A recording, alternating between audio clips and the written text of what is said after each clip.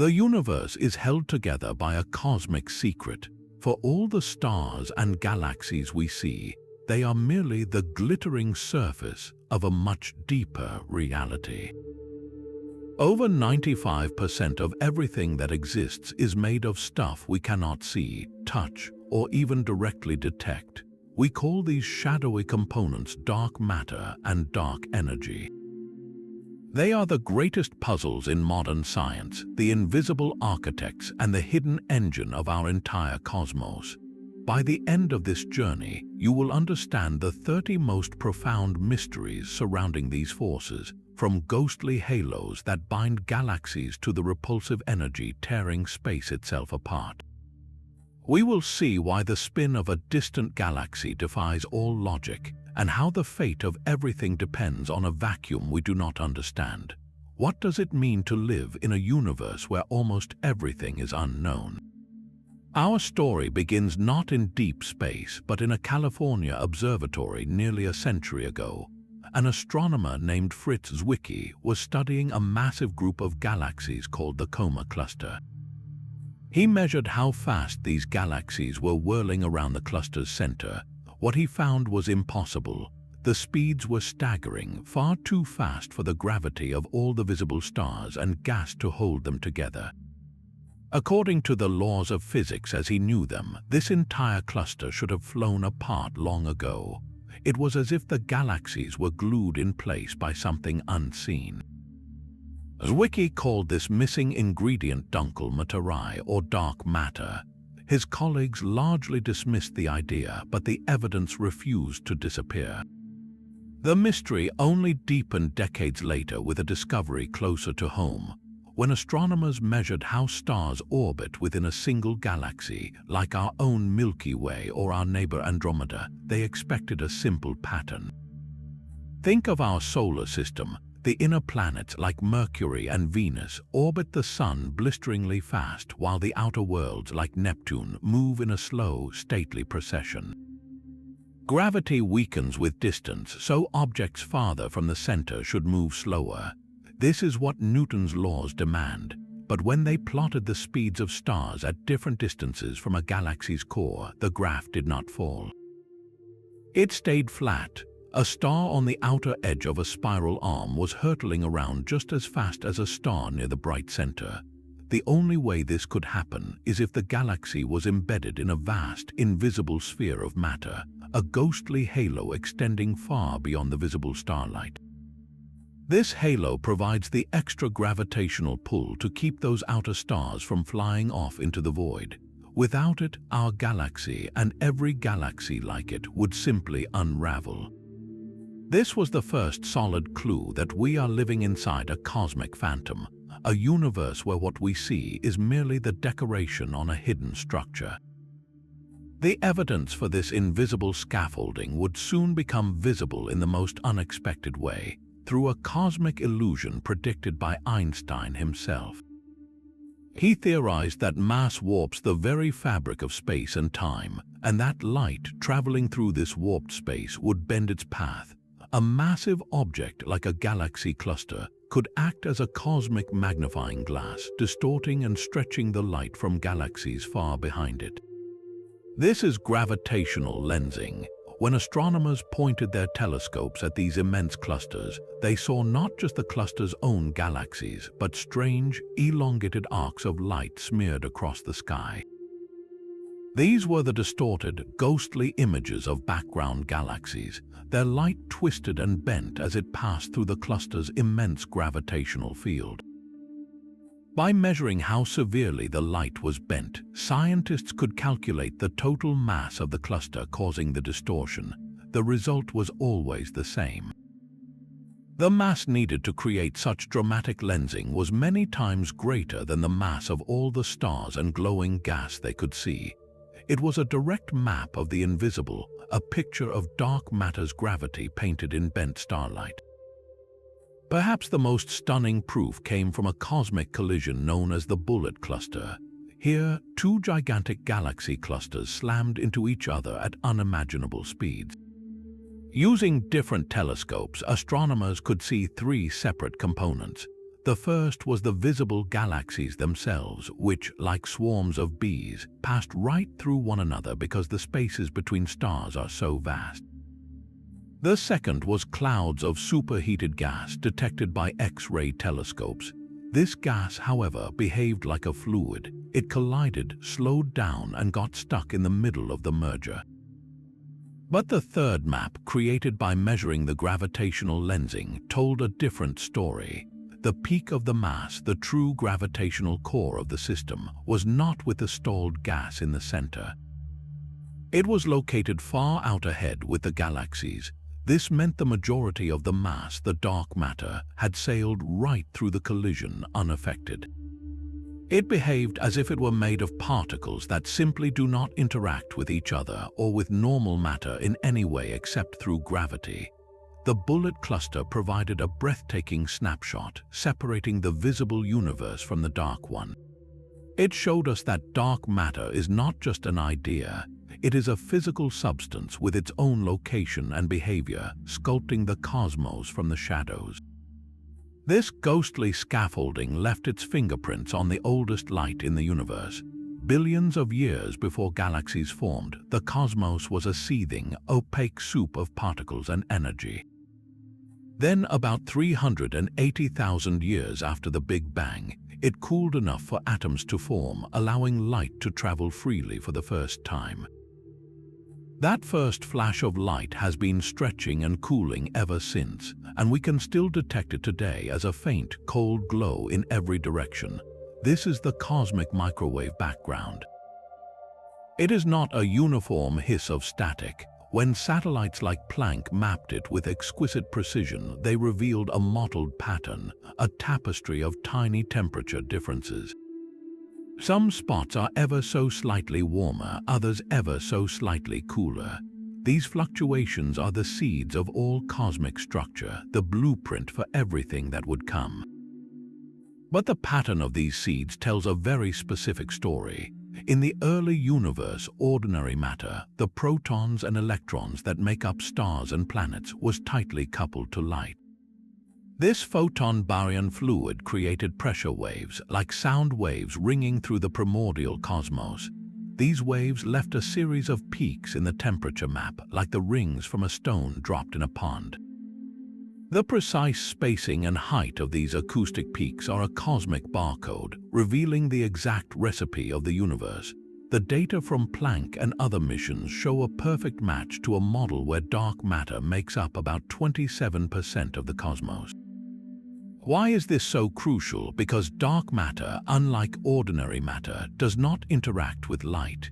It felt no pressure from those early photons. While the ordinary matter was being pushed around by radiation, dark matter simply sat there, providing stable gravitational wells.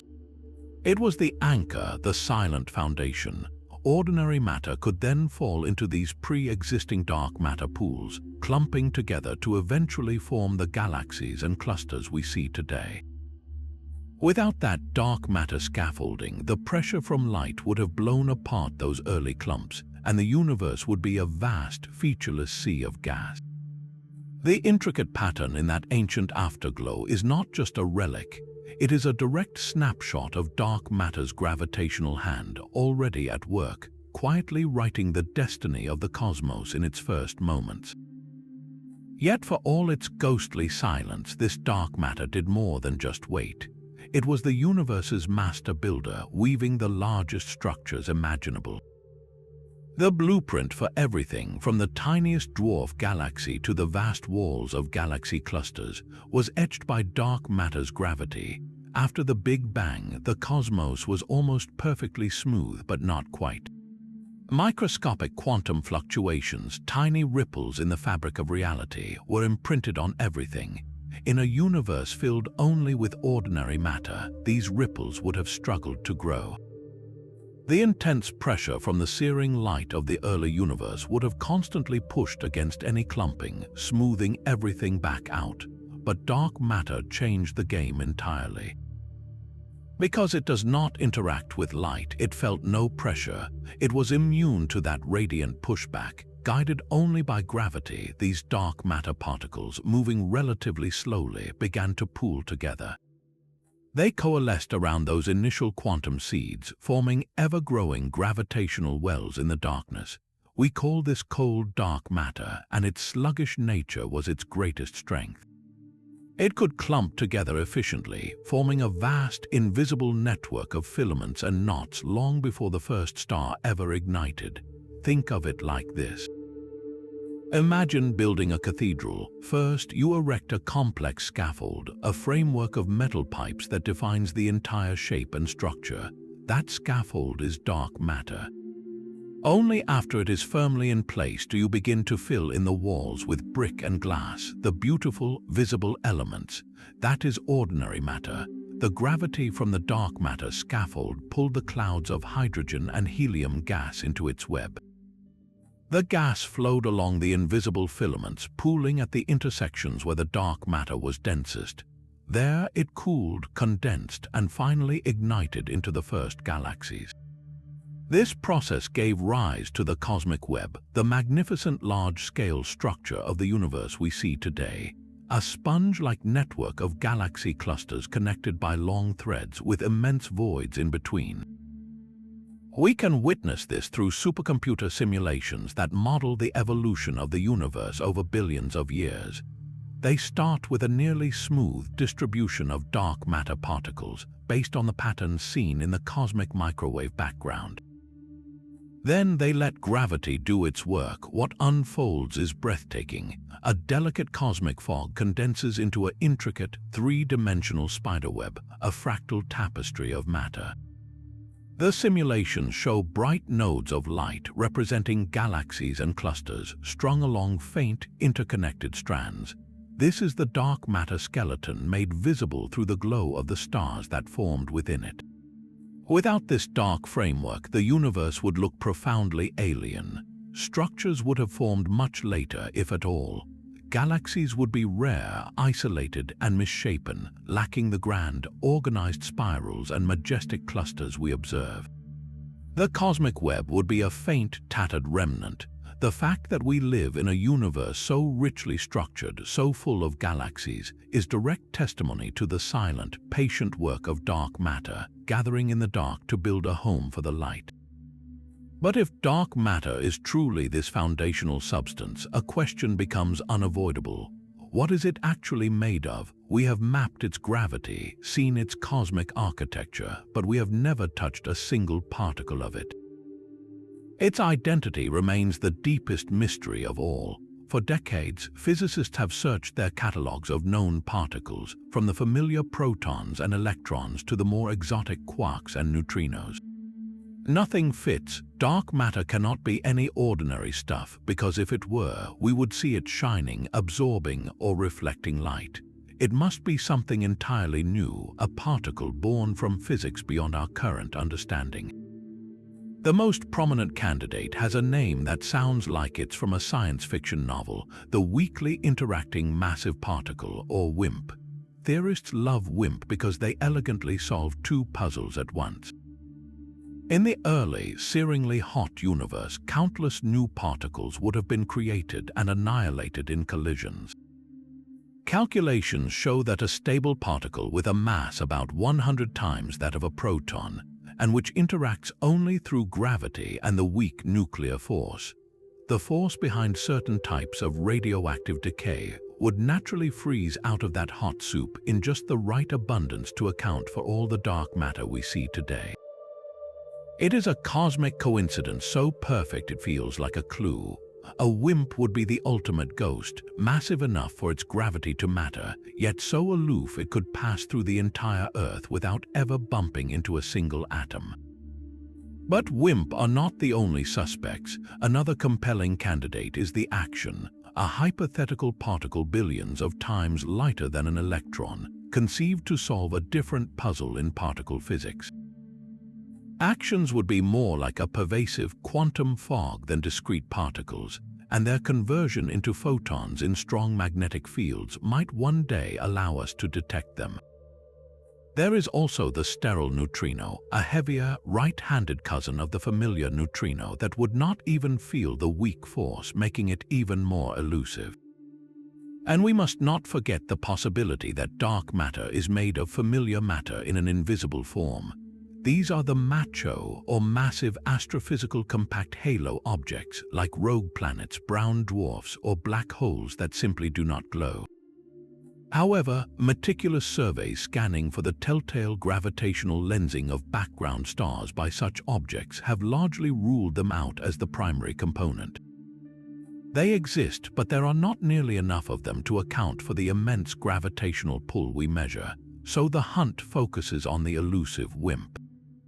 To catch one, scientists have built the quietest, most shielded laboratories on Earth, often deep inside mountains or in old mines. Experiments like Zeno NNT in Italy and LUX Zeppelin, or LZ, in a former gold mine in South Dakota, are monumental feats of engineering. They used giant vats of ultra-pure liquid xenon, chilled to extreme temperatures and watched over by arrays of exquisitely sensitive light sensors. The idea is to wait in profound darkness and silence for the unimaginably rare event where a passing dark matter particle, a WIMP, might nudge the nucleus of a xenon atom. That tiny shudder would produce a faint flash of light and a trickle of electrical charge, a signature against the utter stillness. It is like trying to hear a single snowflake land on a drumhead during a thunderstorm. Every possible source of interference, from cosmic rays to trace radioactivity in the surrounding rock, must be eliminated. These detectors are our listening posts in the dark, hoping for a whisper from the majority of the universe. They have grown more sensitive year after year, and while they have not yet heard that whisper, their silence is itself a message, telling us what dark matter is not and narrowing the search for what it might be. Yet despite these monumental listening posts buried beneath mountains, the universe has remained stubbornly silent.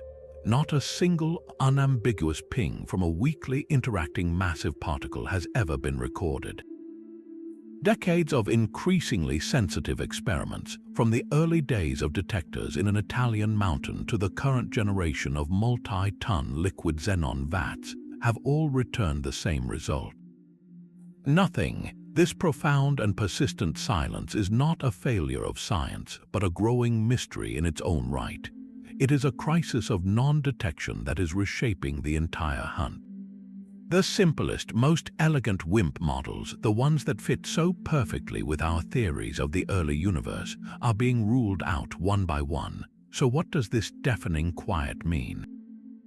It forces physicists to ask uncomfortable questions. Perhaps WIMP are much lighter than we anticipated, so their collisions are too gentle to register in our heavy xenon nuclei. Or perhaps they are unimaginably heavier, forming a kind of dark matter asteroid that passes through our detectors so rarely we would need to wait for centuries to see one. Maybe they interact with ordinary matter through a force even weaker than the weak nuclear force, a whisper so faint our most sensitive microphones are still too crude to hear it. This absence of a signal is actively pushing the frontier toward more exotic and speculative ideas. Could dark matter be composed of primordial black holes formed in the chaotic first instance after the Big Bang? Or perhaps it is a collective phenomenon, a wave-like fluid that permeates galaxies rather than a shower of individual particles.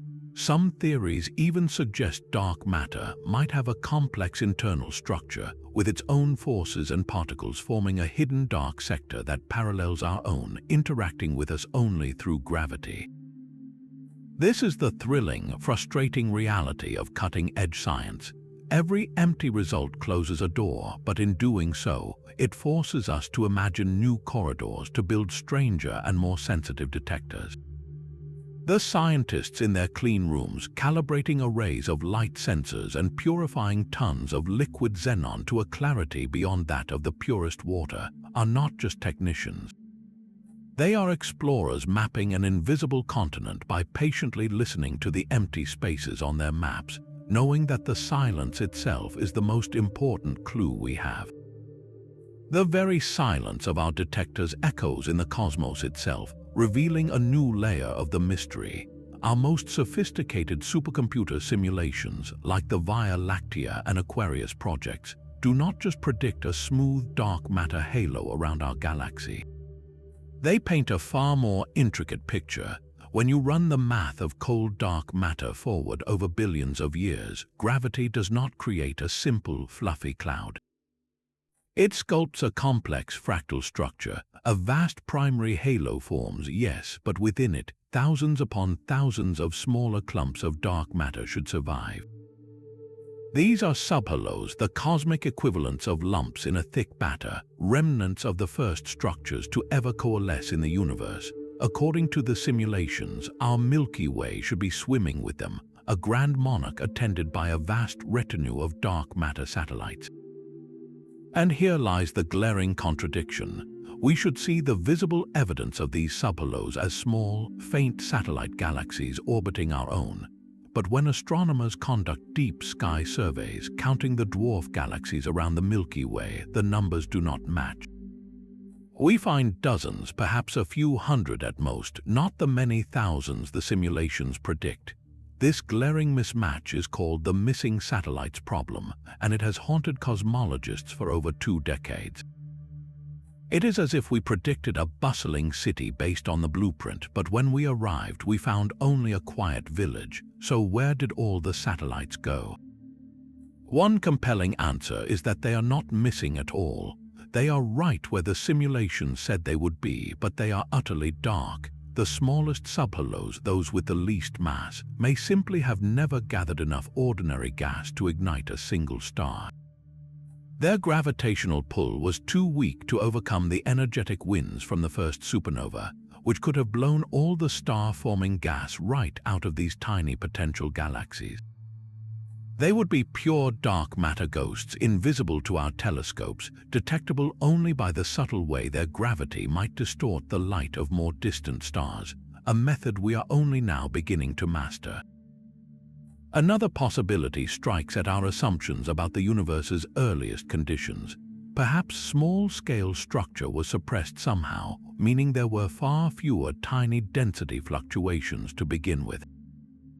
Or maybe dark matter is not perfectly cold.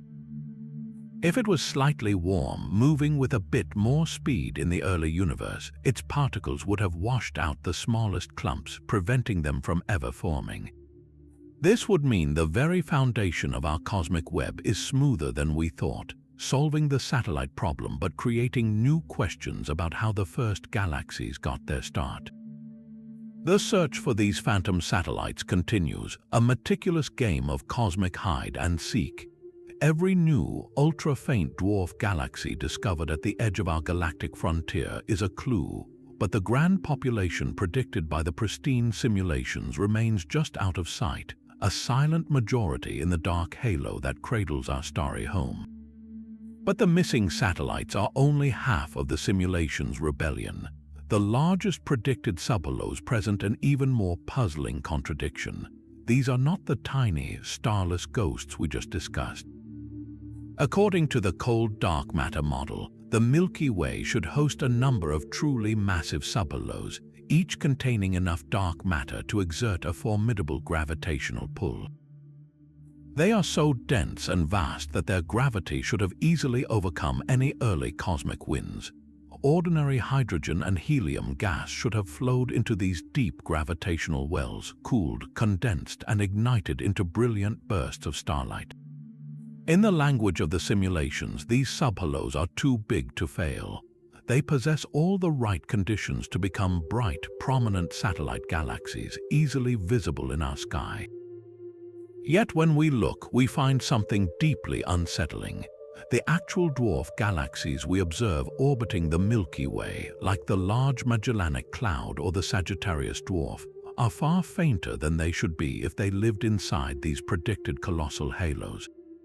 It is as if the universe built magnificent, sturdy palaces, but then left them completely empty and dark. The gravitational pull we measure from these visible dwarfs suggests they are sitting inside only a fraction of the dark matter mass the simulations say should be there.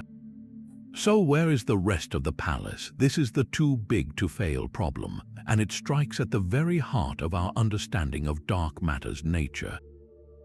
One possibility is that our census of satellites is still incomplete, that there are a few massive dark halos hiding in the galactic outskirts, completely devoid of stars.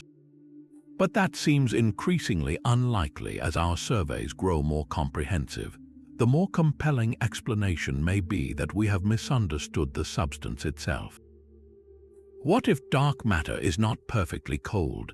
The cold in cold dark matter means the particles were moving sluggishly in the early universe, allowing them to clump together on the very smallest scales. But if dark matter was even slightly warm with particles zipping around at a higher speed, it would have a profound smoothing effect. That extra motion would act like a cosmic breeze, washing out the densest concentrations of matter on the scale of dwarf galaxies. It would prevent the formation of those extremely dense, massive subhalos, leaving behind halos that are more diffuse and fluffy. In a warm dark matter universe, the largest subhalos around the Milky Way would still exist, but they would be less concentrated, their gravitational wells shallower. This could explain why the dwarf galaxies we see are so faint. They formed in halos that were simply not as massive or as deep as the cold dark matter simulations predicted.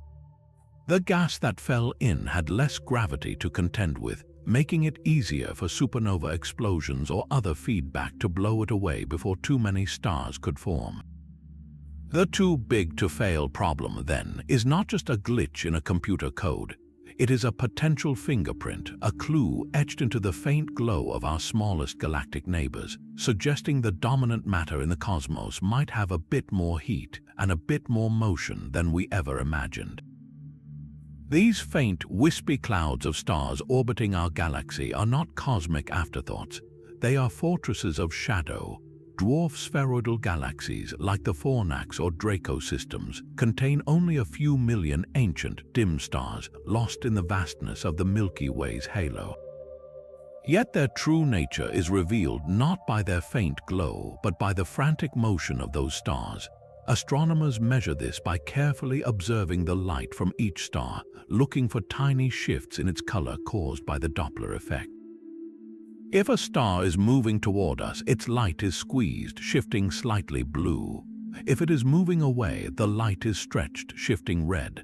By charting these shifts for dozens of stars in a dwarf galaxy, they can calculate a velocity dispersion, a graph that shows how wildly the stars are zipping around.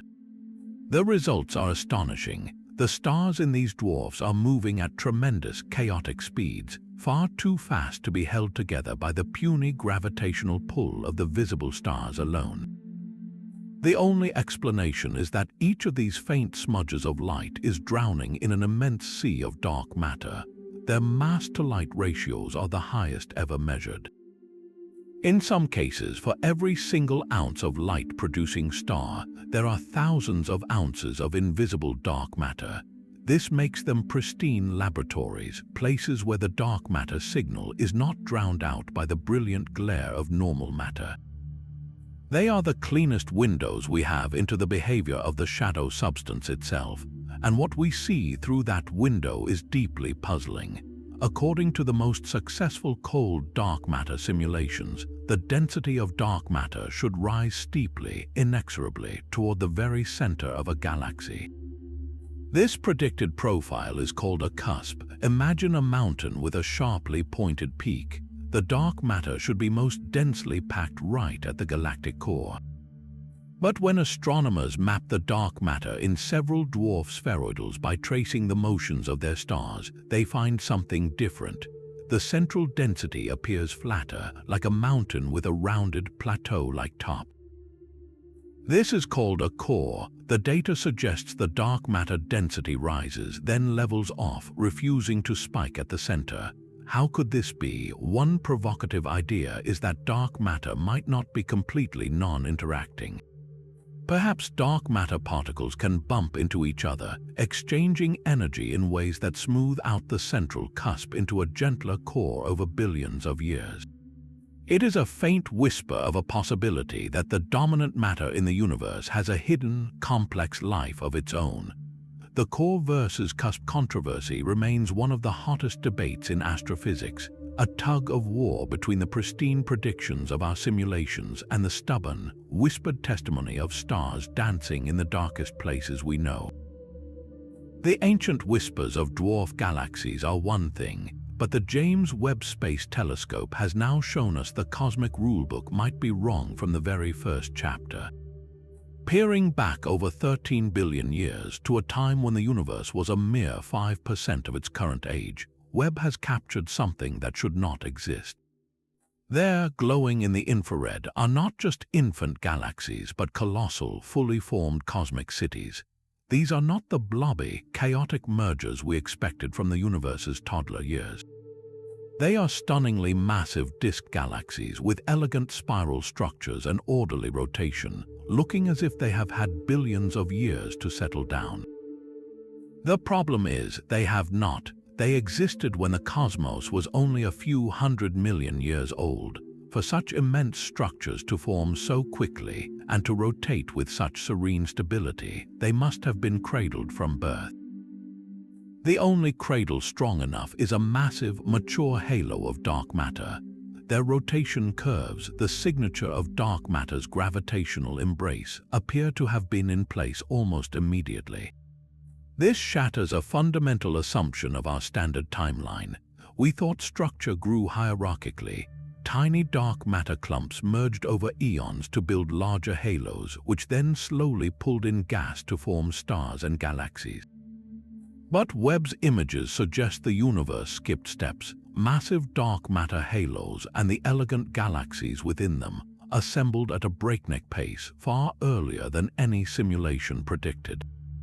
It is as if we opened a history book to the first page and found a detailed map of a modern nation-state, complete with roads and cities when we expected only scattered villages. These galaxies are not just ancient, they are precocious. Their very existence forces a profound question. Did dark matter clump together with unbelievable efficiency in those first moments? Or is there something fundamentally missing from our understanding of how normal matter condenses and shines within those dark scaffolds? The universe, it seems, was in a hurry to build beauty, and we are only now discovering how fast it truly worked. The breathtaking images from James Webb ask a question that cuts to the very core of our understanding. Is dark matter truly the only answer? For decades, a small but persistent group of physicists has championed a radically different solution. They propose that the mystery is not a missing substance, but a fundamental flaw in our theory of gravity itself. This idea is called modified Newtonian dynamics, or MND. Its premise is elegantly simple. Instead of filling the universe with invisible particles, what if Isaac Newton's famous law of gravity and Einstein's refinement of it simply breaks down under certain conditions? Specifically, MND suggests that at extremely low accelerations, like the gentle tug felt by a star on the outer fringe of a galaxy, gravity behaves differently. It becomes stronger than Newton's inverse square law predicts. In this view, a star far from the galactic center feels a stronger gravitational pull than expected, causing it to orbit faster. That is why rotation curves stay flat. No dark matter halo is needed, just a tweak to the equations. Remarkably, with a single new constant, man can predict the rotation speeds of a vast array of spiral galaxies with stunning accuracy. It turns the dark matter hypothesis on its head, arguing that the ghost is not in the machine, but in the instruction manual we have been using to run it.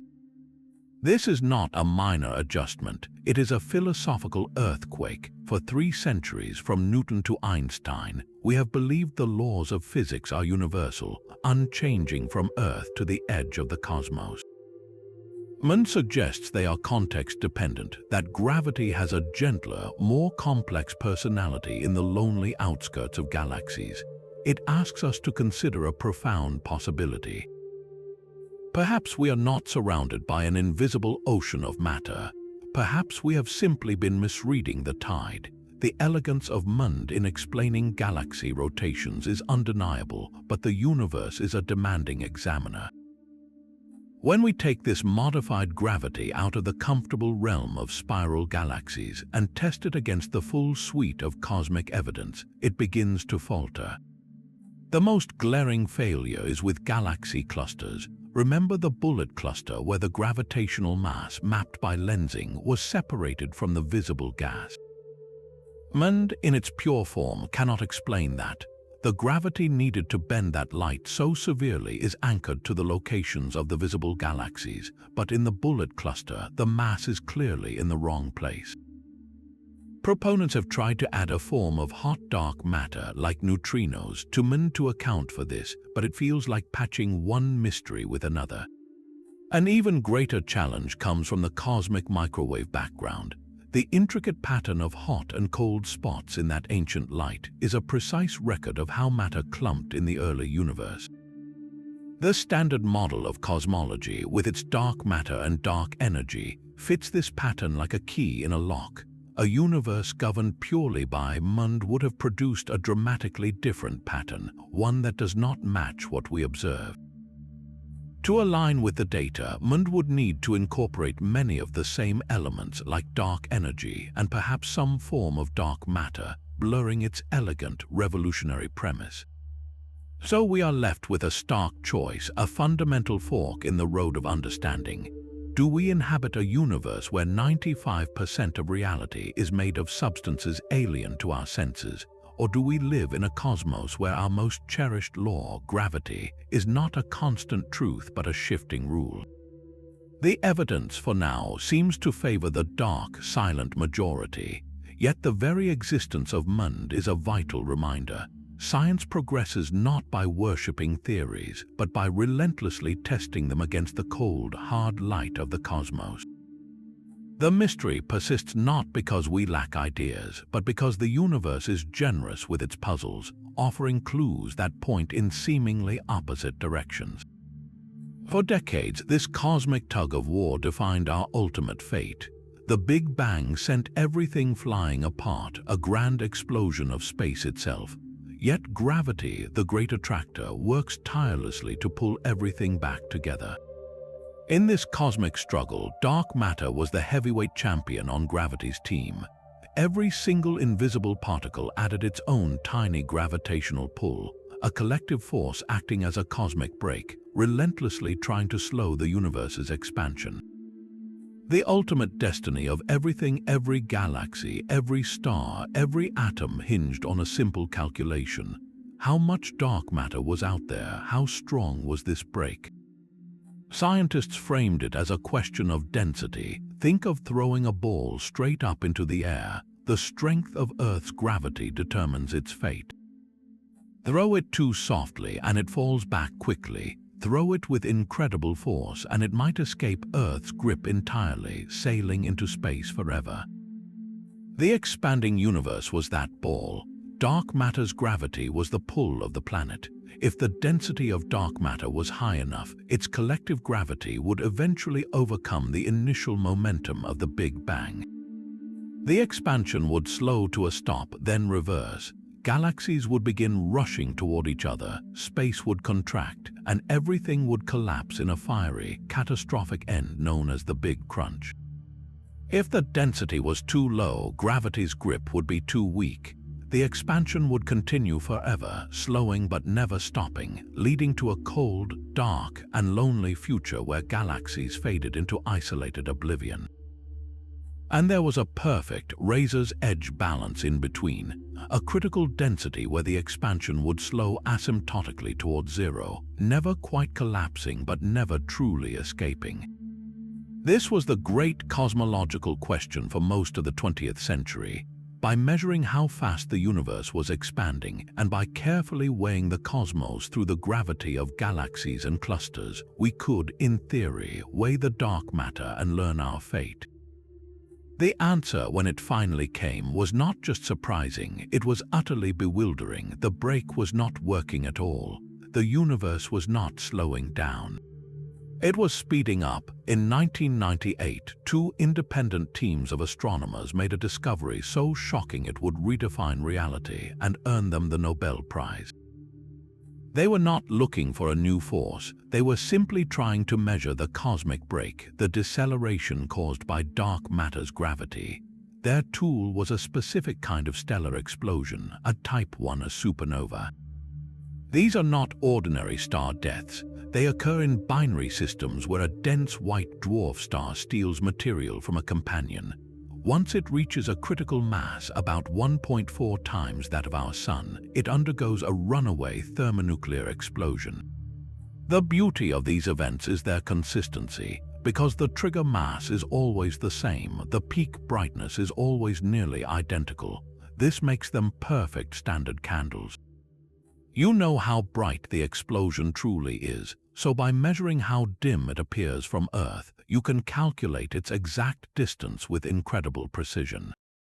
Furthermore, by analyzing the redshift of the supernova's light, how much the expanding universe has stretched it, you can determine how fast its galaxy was moving away when the star exploded billions of years ago. By comparing distances and speeds for many supernovae across vast cosmic times, you can chart the expansion history of the universe. The two teams, one led by Saul Perlmutter and the other by Brian Schmidt and Adam Rees, painstakingly searched for these distant cosmic beacons. They expected to see that supernova from, say, 7 billion years ago were a little closer than the expansion rate at that time would suggest if the universe had been coasting at a constant speed. Why? Because if dark matter's gravity had been breaking the expansion, the universe would have been expanding faster in the past. Those ancient supernovae should therefore appear brighter than expected.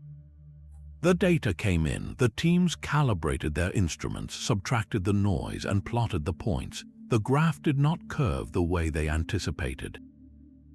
The distant supernovae were not brighter, they were fainter, much fainter. This meant they were farther away than anyone had predicted.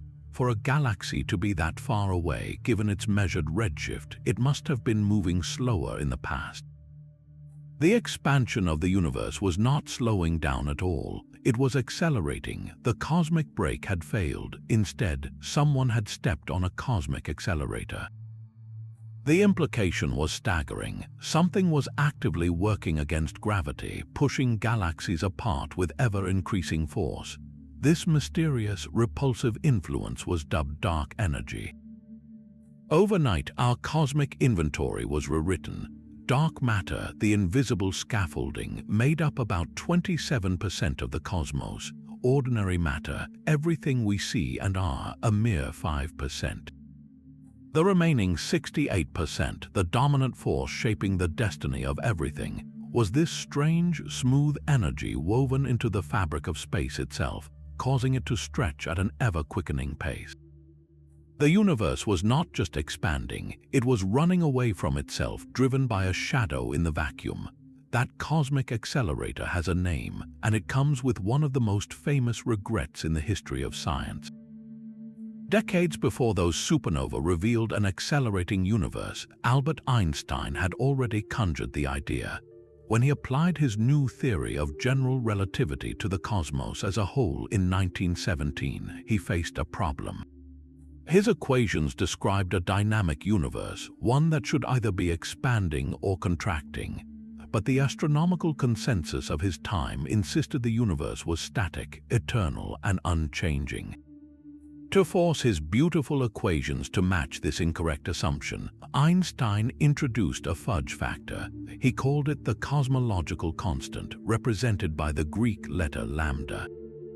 This was a repulsive energy, a kind of anti-gravity woven into the very fabric of empty space itself. It would push outward, perfectly balancing the inward pull of all the matter in the universe, creating a static, stable cosmos.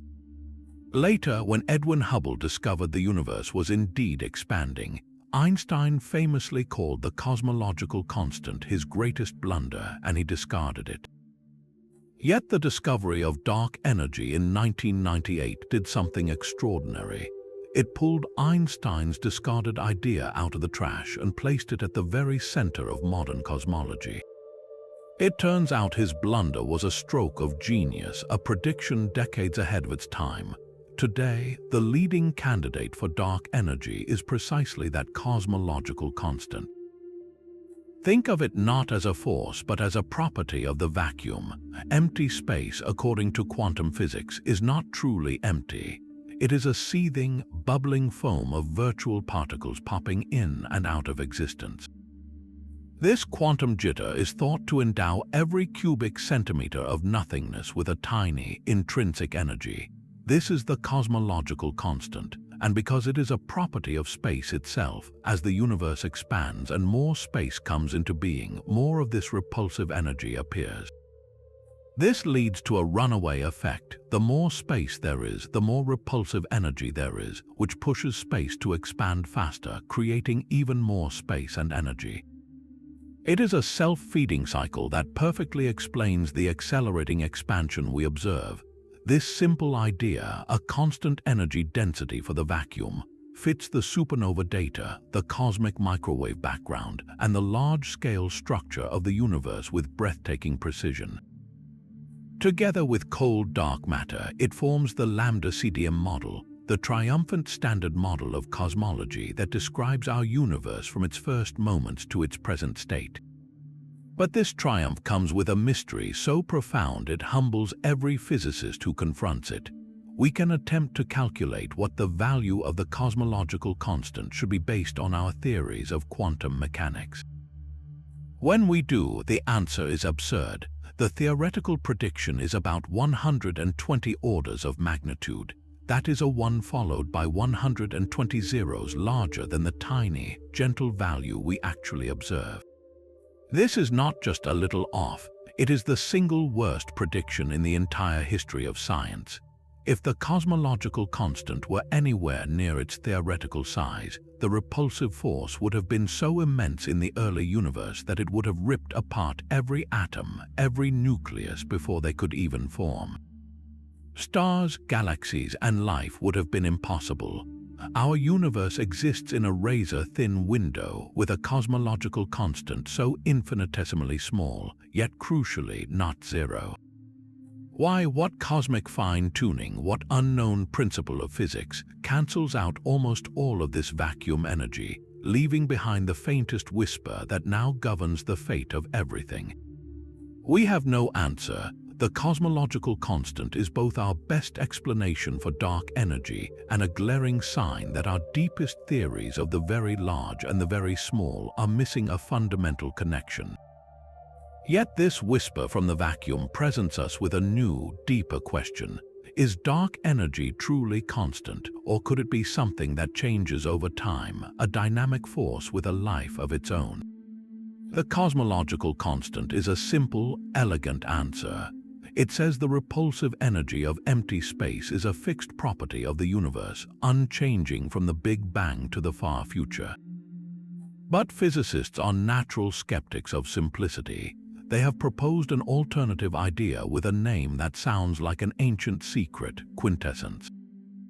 Imagine if dark energy were not a static feature of space, but a kind of invisible, cosmic fluid that permeates everything. This quintessence field could slowly evolve, its strength waxing or waning over billions of years. The difference is not just philosophical, it determines the ultimate fate of everything. A true cosmological constant means the acceleration will continue forever at its current rate, leading to a cold, lonely, but predictable end. A dynamic quintessence field could mean the acceleration might one day strengthen catastrophically, ripping apart galaxies, stars, and even atoms in a final big rip. Or it could fade away, allowing gravity to once again take the reins. To distinguish between these possibilities, astronomers have become cosmic detectives, tracking the history of the universe's expansion with forensic precision. They use three powerful tools. The first is the same one that discovered dark energy, distant supernova.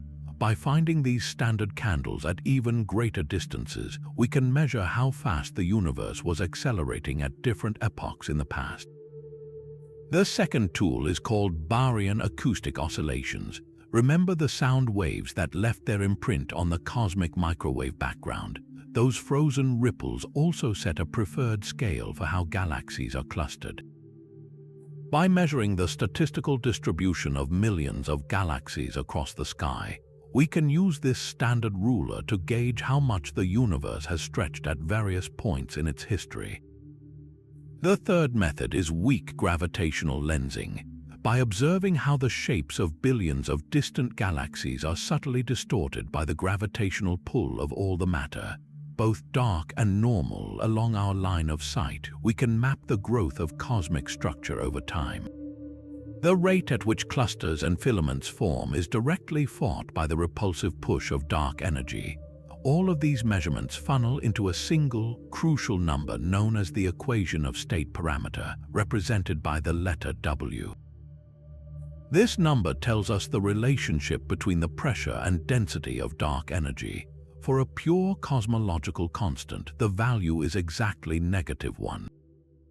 It is a fixed point. If dark energy is something like quintessence, the value would be different from -1, and it might even change over cosmic time.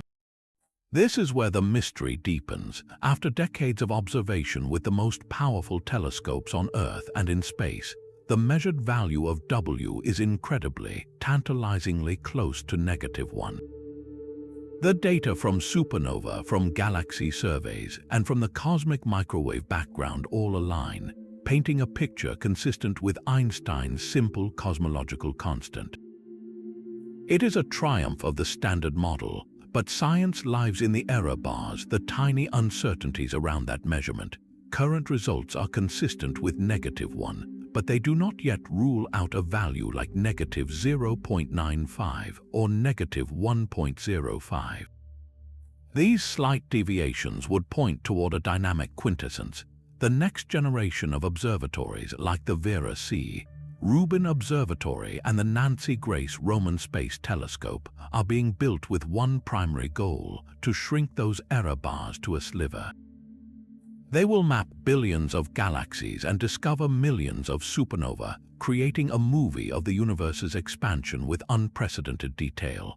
They are searching for a drift in that fundamental number W over cosmic time. Imagine a graph plotting the expansion rate of the universe over its entire 14-billion-year history. The standard model gives us a smooth, specific curve. The new data will trace that curve with such fidelity that even the tiniest wiggle, the faintest suggestion that dark energy's strength was different in the ancient past, would be a revolutionary discovery.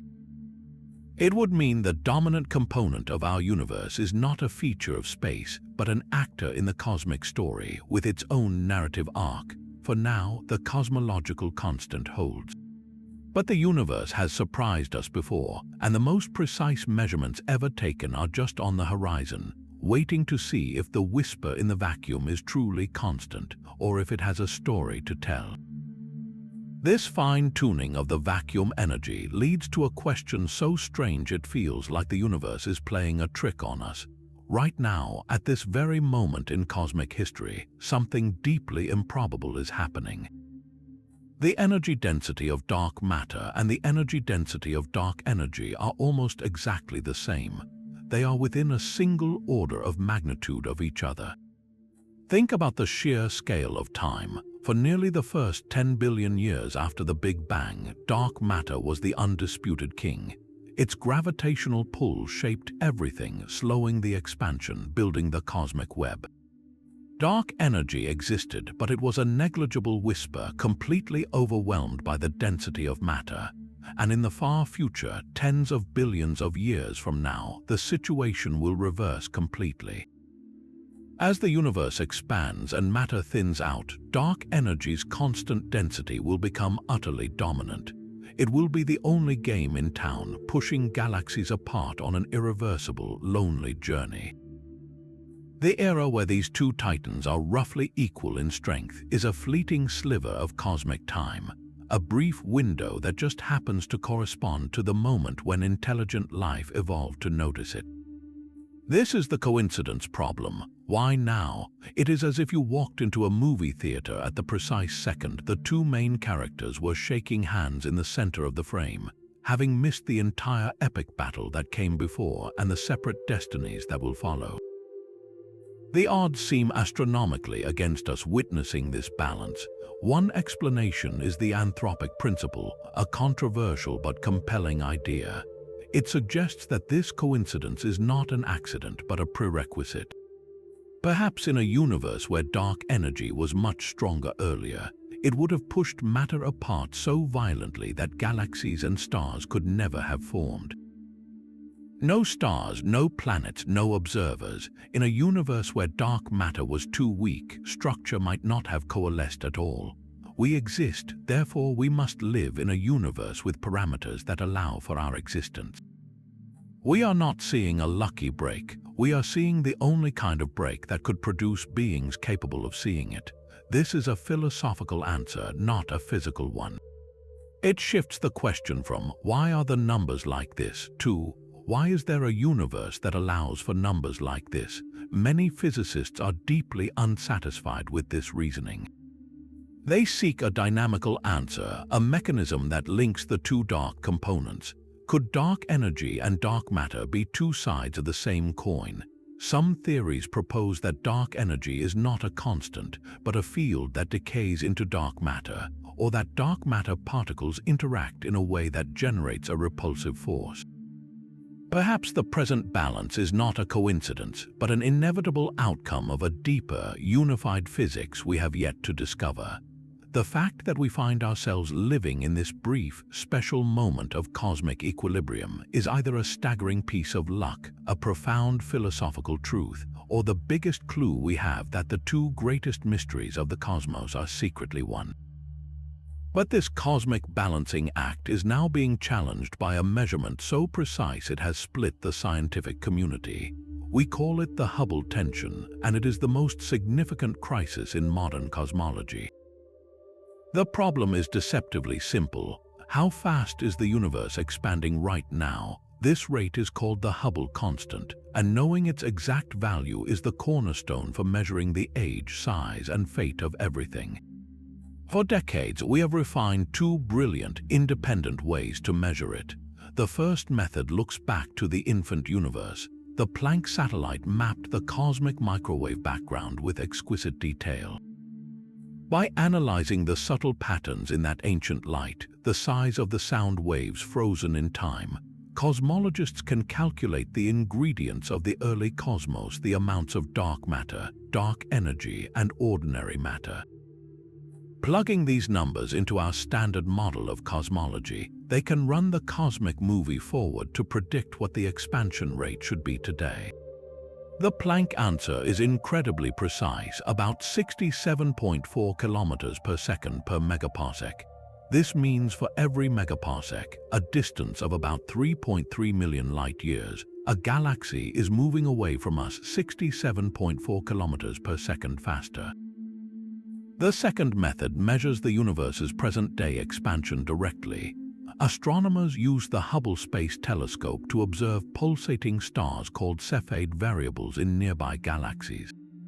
Cepheids are cosmic lighthouses. Their pulse rate is directly tied to their true brightness. By measuring how fast they pulse and how dim they appear, we get a precise distance. Combine that with the galaxy's redshift, and you get a direct, local measurement of the Hubble constant. This team, led by Nobel laureate Adam Rees, has painstakingly calibrated this cosmic ladder. Their result is just as precise but completely different, about 73 kilometers per second per megaparsec. The numbers disagree by about 9%. This might sound small, but given the incredible precision of each measurement, it is a massive, glaring discrepancy. It is like two world-class chefs using the same recipe with the finest ingredients and scales, and one consistently produces a cake that is significantly larger than the other.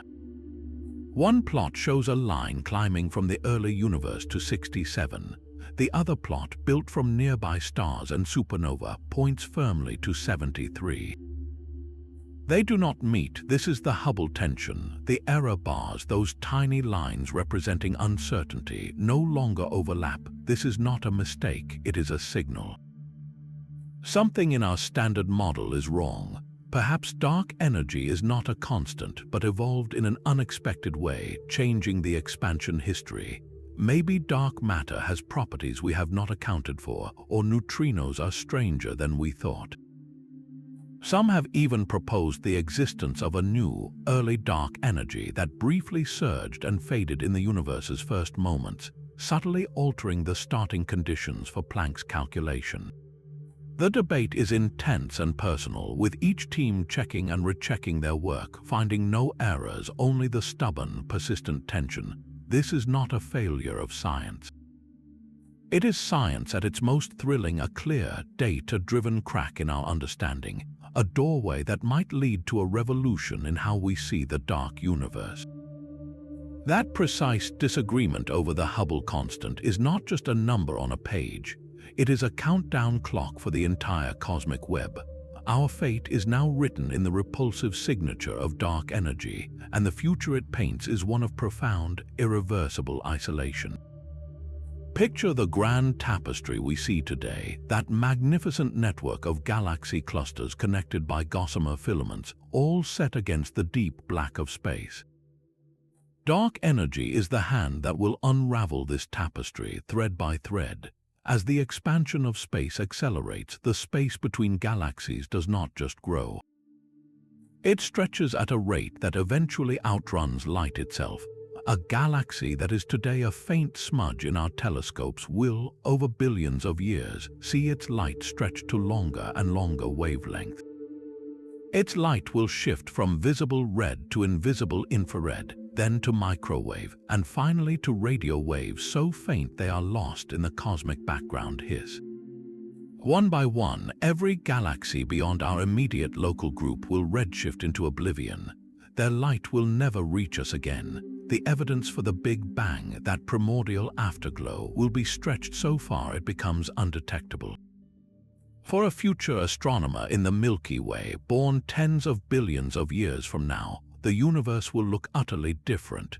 Their night sky, through the most powerful telescopes imaginable, will be black and empty, save for the few aging stars of our merged Milky Way and Andromeda galaxy. All other galactic light will have vanished beyond the cosmological horizon, a point of no return created by the accelerating expansion. The cosmic web will not be a web at all. Each cluster of galaxies, bound by its own gravity, will become an isolated island universe floating in an ever-widening sea of nothingness. They will be marooned, with no way to see or communicate with any other island, forever alone in the dark. This is the future if dark energy remains a constant cosmological force. But what if it is not constant? What if that mysterious quintessence grows stronger over time? Then the outcome is far more violent and far more final. In a scenario called the Big Rip, the repulsive force of dark energy would not just push galaxies apart. It would overcome every force that holds things together. First, the acceleration would tear apart the cosmic web, shredding the filaments that connect galaxy clusters. Then, as the force intensifies, it would attack the clusters themselves. The gravitational glue holding individual galaxies together would fail. Our Milky Way would be ripped apart, its stars scattered into the deepening void. The horror would not stop there. As the dark energy density grows infinite, it would tear apart solar systems. Planets would be flung from their stars. Then stars and planets themselves would be shredded. Finally, in the last instance, the very atoms that make up all matter would be torn apart, as the repulsive force between particles overwhelms the nuclear forces that bind them. The universe would end not with a crunch, but with a silent, catastrophic unraveling of space-time itself, leaving behind a featureless, empty expanse where not even the memory of structure remains. Whether our fate is a lonely, cold isolation or a violent, total dissolution depends entirely on the true nature of that whisper in the vacuum we call dark energy. The clock is ticking, set to a timescale of hundreds of billions of years, but the direction is now undeniable. The cosmos is on a one-way journey from connection to separation, from a web of light to islands in an endless, expanding night. This ultimate cosmic divorce between dark matter and dark energy forces a radical question. What if they are not separate at all? What if the ghostly anchor and the repulsive engine are two faces of a single, unknown entity? This is the grand unification theory for the dark universe, and it begins with a strange idea called Chaplygin gas. Picture a perfect, unified dark fluid that fills the cosmos. In the dense, crowded conditions of the early universe, this fluid would act sluggishly, clumping together under its own gravity, just like cold, dark matter. It would provide the scaffolding for galaxies, but as the universe expands and this fluid thins out, its internal pressure changes. It becomes springy, repulsive, taking on the properties of dark energy, pushing galaxies apart. One substance, two completely different personalities across cosmic time. The Chaplygin gas model is elegant, promising to explain 95% of reality with one neat package. It turns the two greatest puzzles into one, but the universe, as always, is a harsh judge. When physicists run the numbers, this unified dark fluid struggles to match the detailed observations we have. It often fails to reproduce the precise pattern of the cosmic microwave background or the observed large-scale structure of galaxies. The data seems to prefer a universe where dark matter and dark energy are distinct players, not a shape-shifting single actor. Yet the dream of unification persists because it feels like a truth we have not yet uncovered. Other models propose a dark field that slowly rolls down a potential energy hill, its value changing over billions of years. Early on, it rolls slowly, acting like a heavy, clustering substance, dark matter. Later, it reaches a plateau, its constant energy dominating and driving acceleration, dark energy. The challenge is making this transition smooth and slow enough to match the universe we see, where dark matter clearly dominated for 10 billion years before dark energy took over. These models walk a tightrope, trying to satisfy the evidence from galaxy clusters, supernova, and the ancient light of the Big Bang all at once. So far, no single model has passed every test. The standard model, with its two separate dark components, still fits the data best, but the very existence of these unified theories is a testament to a deep scientific instinct. We seek simplicity. We seek a single, beautiful equation where now we have two mysteries. The possibility remains that we are like the ancient philosophers who saw lightning and thunder as separate gods, not yet understanding they were both manifestations of a single, fundamental force of electromagnetism. Our dark matter and dark energy may be the lightning and thunder of a deeper physics, waiting for our equations to mature, for our next great leap of insight to reveal the one shadow from which they both emerged. This staggering mismatch between prediction and reality is known as the vacuum catastrophe. To understand its depth, we must peer into the true nature of nothing. Quantum field theory tells us that empty space is not empty at all. It is a seething, dynamic arena. At scales unimaginably small, pairs of virtual particles and their antiparticles constantly wink into existence, borrowing energy from the vacuum for a fleeting instant before annihilating each other and vanishing. This quantum froth is not just a mathematical curiosity. It has real, measurable effects like the Casimir force, where two metal plates placed extremely close together in a vacuum are gently pushed together by the pressure of these virtual particles outside the plates. This ceaseless activity endows every single cubic centimeter of nothingness with a background energy, called the zero-point energy. And when physicists calculate the total energy density of this quantum vacuum, the number they get is monstrous. It is about 10 to the power of 120 times larger than the tiny value we measure for dark energy. That is a 1 followed by 120 zeros.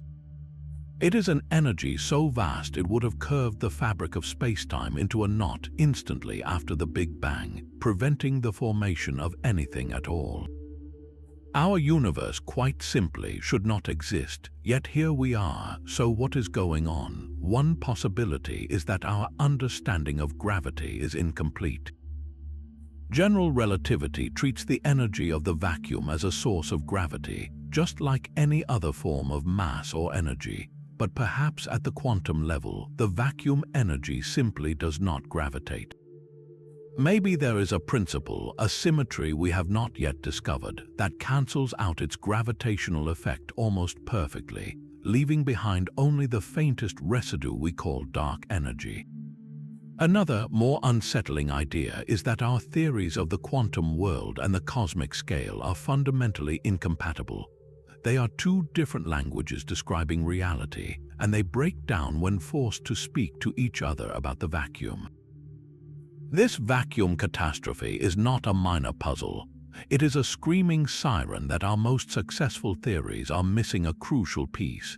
The whisper of dark energy may be the faint echo of that missing piece, a clue that the true nature of reality lies in a theory that can finally marry the quantum world with the force of gravity. The vacuum catastrophe leaves us with a profound disconnect, and for some physicists, this is the final sign that we must rewrite the rules of the game entirely. Modified Newtonian dynamics, or MND, is just the beginning of a much larger rebellion against the dark universe. A host of other, even more radical theories propose that dark matter and dark energy are not substances but mirages. They are illusions created by our fundamental misunderstanding of gravity itself. These theories suggest that Einstein's magnificent description, while perfect for our solar system and black holes, fails on the vast canvas of the cosmos. What we have been calling dark forces may simply be gravity revealing a more complex, stranger face. One such idea is called emergent gravity, proposed by physicist Eric Verlin. It frames gravity not as a fundamental force, but as an emergent phenomenon, much like temperature arises from the collective motion of molecules. In this view, the empty space of our universe is built from microscopic quantum bits of information.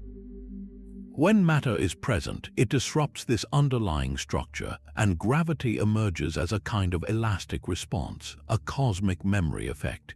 The mathematics of this theory can reproduce the flat rotation curves of galaxies without any dark matter. The extra pull felt by stars on the outskirts is not from an invisible halo, but from the way the galaxy's visible mass interacts with the deep, informational fabric of spacetime. It is a breathtakingly elegant shift in perspective, turning gravity from a cause into a consequence. Other theories take a more direct approach by modifying Einstein's equations themselves. Tensor vector scalar gravity, or TVS, adds new fields to the mix: a scalar field and a vector field that tweak how gravity works on different scales. It was designed to incorporate MND-like behavior while still being compatible with the broader framework of relativity. Then there is F of R gravity, often written as FR gravity. Here, the R stands for the Ricci scalar, a quantity that describes the curvature of spacetime.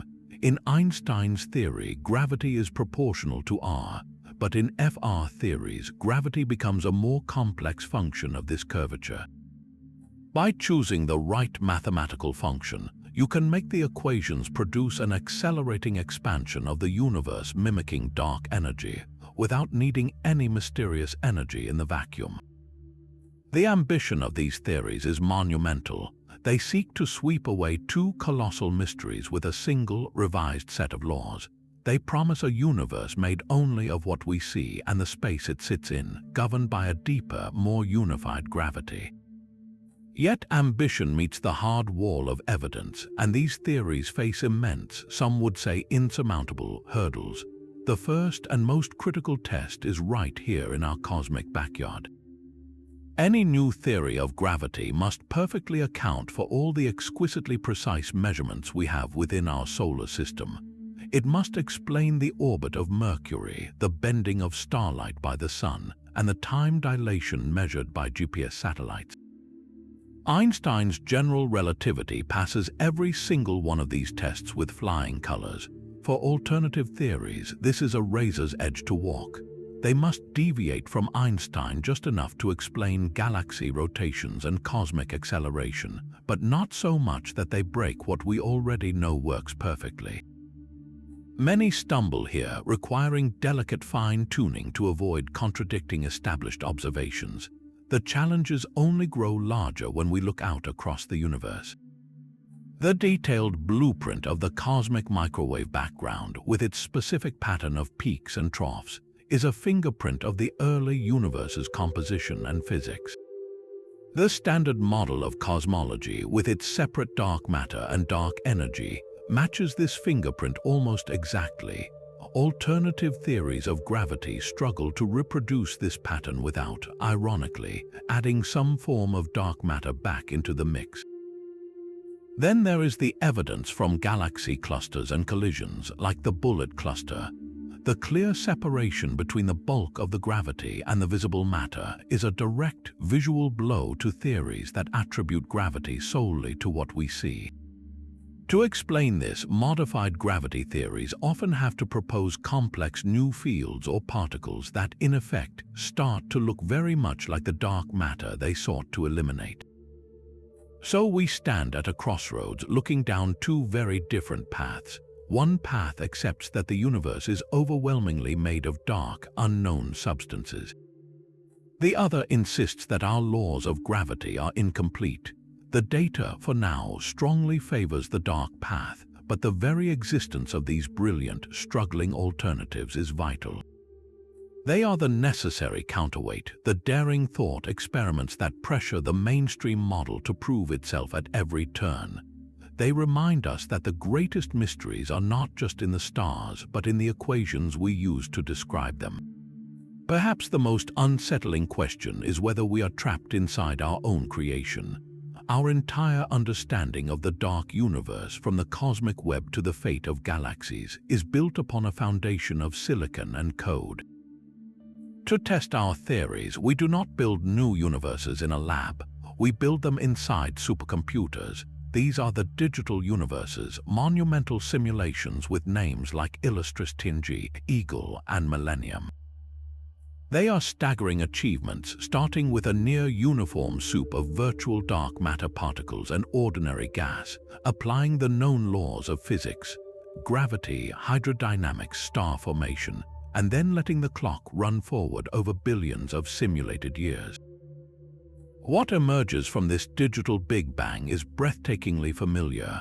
A cosmic web of filaments and voids, majestic spiral galaxies, and swirling clusters that look uncannily like the real thing we see through our telescopes. These simulations are the proving grounds for the lambda-cdm-model.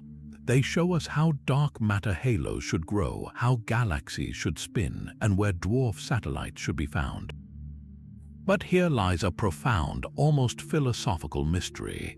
We are using these simulations to interpret the very reality they were designed to mimic. It is a potentially circular loop. We observe the universe and see certain structures. We encode the rules of lambda-cdm, including dark matter and dark energy, into a simulation. The simulation produces structures that look like our observations. We then point to the simulation as validation that our model is correct and use it to explain new, puzzling observations. The loop closes. Could there be a completely different set of starting rules, a different model of physics altogether, that would also produce a realistic-looking cosmic web? Are we being fooled by the persuasive power of our own digital shadows? The simulations are not neutral. They are built with assumptions baked deep into their code. The nature of dark matter as cold and collisionless, the strength of dark energy as a constant, the ways gas cools and stars explode. When a simulation succeeds, it tells us our assumptions are consistent with reality, but it cannot tell us if they are the only assumptions that could work. Breaking out of this simulated box is one of the hardest challenges in cosmology. Scientists attempt it by creating alternative universe simulations, tweaking the fundamental parameters. What if dark matter is warm or self-interacting? What if gravity is modified? They run these alternate codes and see what kind of cosmos emerges. The goal is to find a digital universe that matches all the observations, the cosmic microwave background, the galaxy surveys, the lensing maps better than lambda-cdm does. So far, the standard model remains the champion, but the very act of building these counterfactual universes is a vital safeguard against dogma. It forces us to remember that the glowing galaxies on a supercomputer screen are not reality. They are a story we are telling about reality, a story written in equations and rendered in pixels.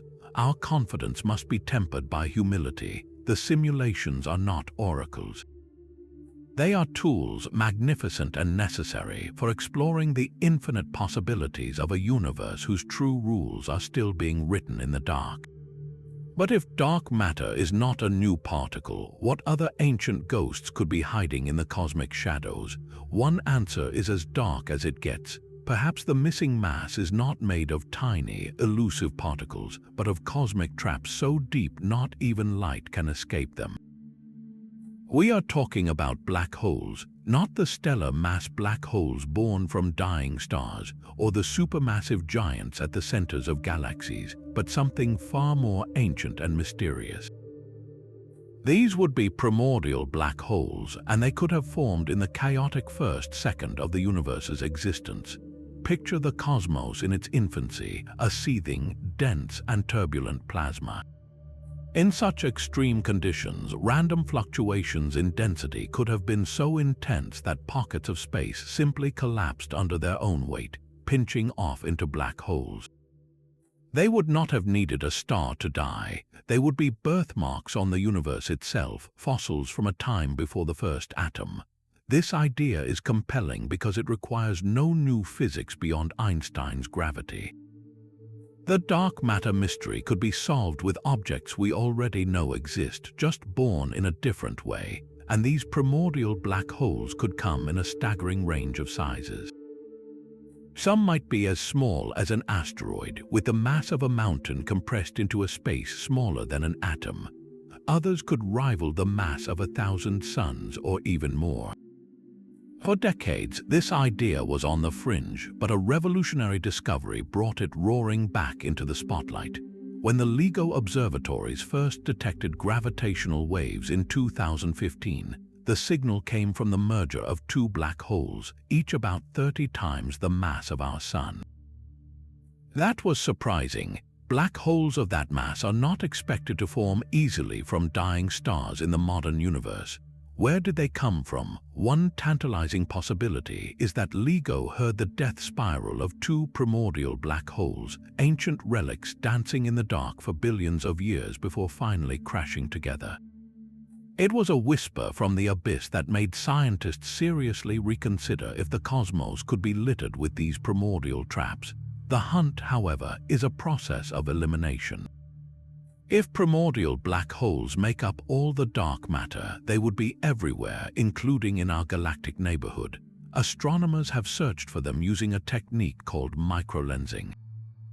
The idea is simple.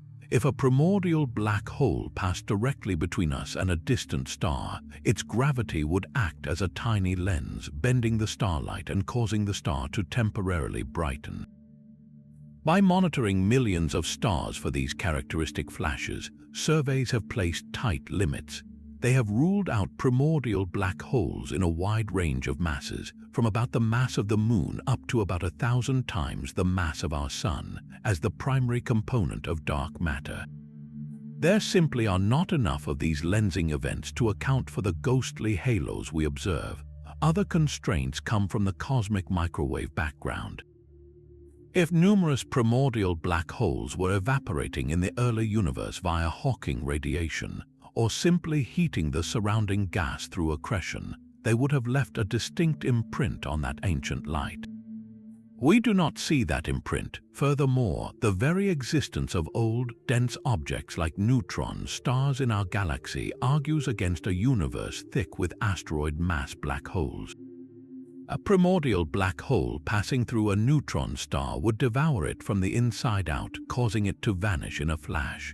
We still see ancient neutron stars, so such small, voracious black holes cannot be common. So where does this leave the idea? While primordial black holes are almost certainly not 100% of the answer, a fascinating window remains open. They could still constitute a fraction of dark matter, perhaps between 1 and 10%. There is a specific mass range from about 10 to a few hundred solar masses that is less constrained by current observations. This is precisely the mass range LIGO is detecting.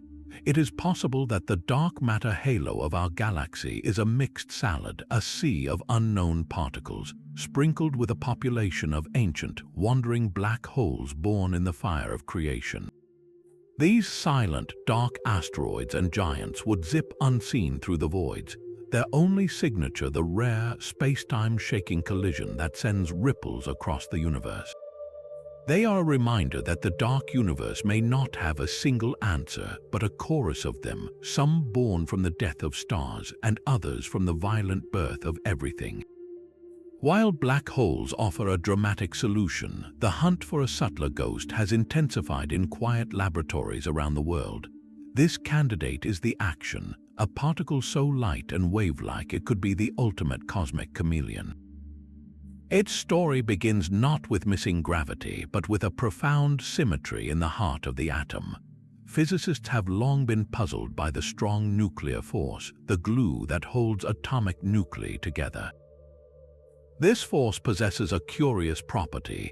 In theory, it should violate a combination of symmetries known as charge and parity, which would make the neutron possess a tiny electric dipole moment, a sort of internal charge imbalance. Yet when measured, the neutron is perfectly symmetrical. This is the strong CP problem, a glaring mismatch between our equations and reality. To solve it, theorists Roberto Pexi and Helen Quinn proposed a new field that would naturally cancel out this unwanted effect.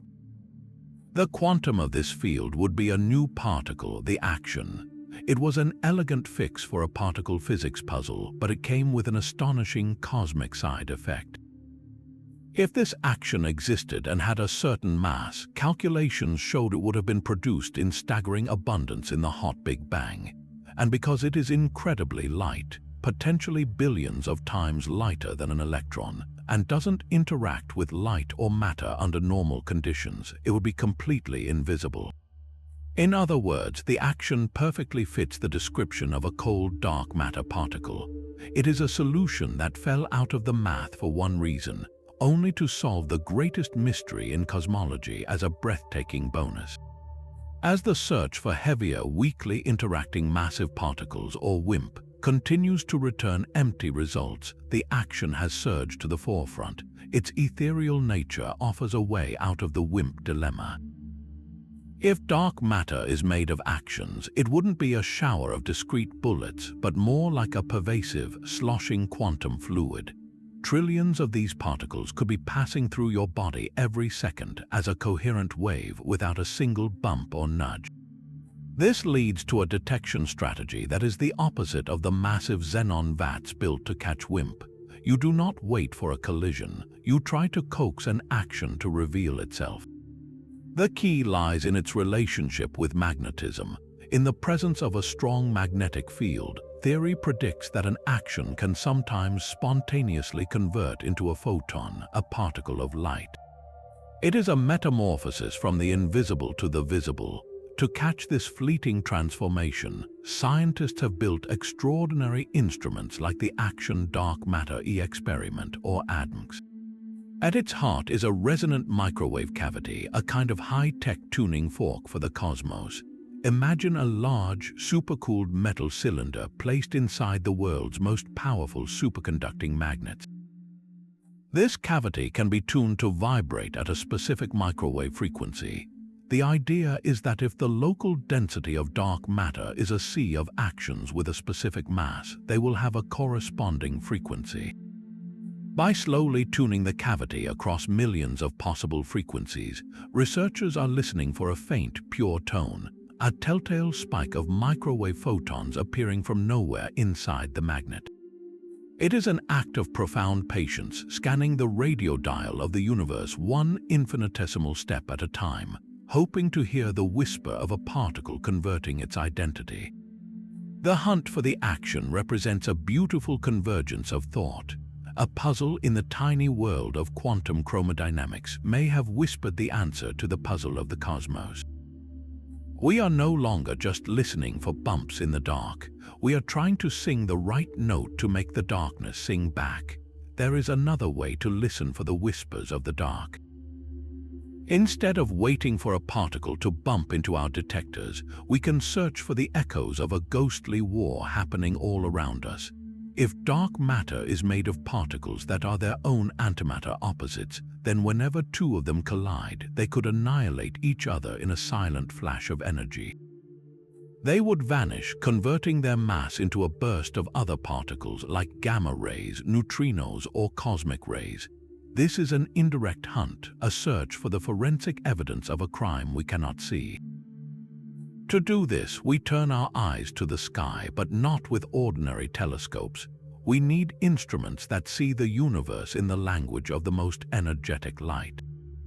The Fermi Gamma Ray Space Telescope, with its Large Area Telescope or LAT, has been our sentinel in this search for over a decade. It does not see stars or galaxies as points of light. It sees a sky painted in the violent brushstrokes of gamma rays, the highest energy form of electromagnetic radiation. Fermi scans the entire sky, mapping where these gamma rays come from. Most have clear sources, like the furious jets of supermassive black holes or the remnants of supernova explosions. But scientists meticulously subtract all these known sources from the map, searching for what remains. They are looking for a faint, diffuse glow with no obvious explanation, a signature that could only come from the annihilation of dark matter particles. The most tantalizing signal emerged from the very heart of our own galaxy. The center of the Milky Way is a crowded, chaotic place, home to a supermassive black hole and dense clusters of stars. Yet, after accounting for all known astrophysical processes, Fermi detected a mysterious excess of gamma rays at a specific energy, about 1 giga-electronvolt, emanating from this region. This galactic center GV excess glows like a strange, spherical halo of unexplained energy. Its shape and spectrum are intriguingly consistent with what many models predict for annihilating dark matter particles. Imagine it, in the dense core of the galaxy where the dark matter halo is thickest, these invisible particles would collide more frequently, creating a faint but detectable glow of annihilation radiation. It is a perfect candidate, a ghostly signal from the place we would most expect to find one, but the universe is rarely so straightforward. An alternative explanation emerged, one rooted in the ordinary, if exotic, stellar phenomena of the galactic center. What if this gamma-ray excess is not from dark matter at all, but from a vast population of millisecond pulsars? These are incredibly dense, rapidly spinning neutron stars, the remnants of ancient supernova that sweep beams of radiation across space like cosmic lighthouses. They are faint and difficult to spot individually, but collectively, thousands of them could produce exactly the kind of smooth, spherical gamma-ray glow that Fermi sees. The debate is intense. Is the signal a smooth halo, as expected from dark matter annihilation, or could it be made up of many unresolved point sources, the fingerprints of those hidden pulsars? Astronomers have scoured the data, using advanced statistical methods to see if the excess can be broken down into discrete points. The results are frustratingly ambiguous. Some studies suggest it is smooth, others that it is grainy. The controversy remains unresolved, a perfect example of the scientific process at work. The same careful search is applied to dwarf spheroidal galaxies, those dark matter fortresses orbiting the Milky Way. They are ideal targets because they are flooded with dark matter, but have very little of the messy astrophysical background that complicates the galactic center. Fermi has stared at these faint smudges for years, accumulating data. So far, no clear, unambiguous annihilation signal has emerged from them. This silence is another clue. It tells us that if the galactic center excess is dark matter, then its properties must be just right to produce a signal there, but not in the dwarfs, adding another layer of fine-tuning to the mystery. The search continues, with every unexplained photon a potential message from the dark. we are sifting through the ashes of invisible fires, hoping to find a pattern that reveals the fuel that fed them. Even as we sift through the ashes of invisible fires, the cosmos presents us with a galaxy that seems to be made of those ashes. It is called Dragonfly 44, and it is a cosmic paradox. From a distance, it looks like a faint, wispy smudge, a failed galaxy. Yet when astronomers measured its dimensions, they received a shock. Dragonfly 44 is as wide as our own Milky Way, spanning some 100,000 light-years. But where our galaxy blazes with hundreds of billions of stars, this ghostly giant contains less than 1% of that number. Its stars are so few and far between that you could fly a spaceship through it and hardly see a single sun. This is an ultra-diffuse galaxy, a class of objects so faint they were only discovered in large numbers recently, thanks to special telescopes that filter out stray light. They are the cosmic equivalent of a vast, empty cathedral, a structure built on a colossal scale but left almost completely vacant. The mystery deepens when you measure the motion of its sparse stars. They are whipping around at tremendous speeds, just like the stars in a normal spiral galaxy. All that frantic motion means one thing: an immense, unseen gravitational hand is holding this wisp together. Dragonfly 44 is not just a galaxy with some dark matter. It is a galaxy that is almost entirely dark matter, a shadowy halo that somehow failed to light up. For every ounce of star in this galaxy, there are thousands of ounces of invisible mass. It is the ultimate dark matter fortress, a place where the ghost has built a palace and then forgotten to invite the guests. How does such a thing come to exist? One possibility is a story of cosmic robbery. Perhaps Dragonfly 44 was once a more normal galaxy, beginning to form its first generations of stars. But it lived in a dense environment like a massive galaxy cluster. As it plunged through the cluster's hot, intergalactic gas, a process called ram pressure stripping could have violently torn away its star-forming hydrogen, like a strong wind blowing out every candle as soon as they were lit. Left with no fuel, star formation would have ceased, leaving behind only the dark matter skeleton and the aging stars that had already formed. Another, more intriguing idea is that this galaxy was born this way. It may have formed in a dark matter halo that was unusually fluffy or spread out. In such a shallow gravitational well, any gas that flowed in would have been difficult to compress and heat to the point of ignition. Star formation would have been stillborn from the start, a faint sputter instead of a brilliant blaze. Or perhaps supernova explosions in its earliest days were so efficient they blew out all the remaining gas before more stars could form. Ultra-diffuse galaxies like Dragonfly 44 are extreme laboratories. They test the very limits of the relationship between dark matter and light. They ask, what is the minimum amount of starlight a massive dark matter halo can produce? The answer seems to be almost none at all. In a deep field image, the contrast is breathtaking. Next to a brilliant pinwheel spiral galaxy brimming with blue star clusters and glowing pink nebulae, an ultra-diffuse galaxy appears as a faint, ethereal ghost. It has the same majestic scale, but its substance is inverted. Where the spiral is a beacon of light, the ultra-diffuse galaxy is a monument to shadow. Its existence tells us that dark matter can build structures of immense grandeur that barely participate in the visible universe, leaving us to wonder if the cosmos is filled with even more of these vast, silent, and unseen palaces. These silent palaces of shadow are not the only cosmic structures holding a secret. The grand architecture of the universe itself, that vast cosmic web of clusters and filaments, contains a frozen echo from its very first moments. This echo is known as baryon acoustic oscillations, and it serves as one of our most precise tools for measuring the hand of dark energy. To understand it, we must travel back to the universe's infancy, when it was a seething, opaque plasma. Ordinary matter, protons and electrons, was tightly coupled to light, creating a single, hot fluid. In this dense medium, gravity tried to pull matter together into clumps, but the intense pressure of the trapped photons pushed back.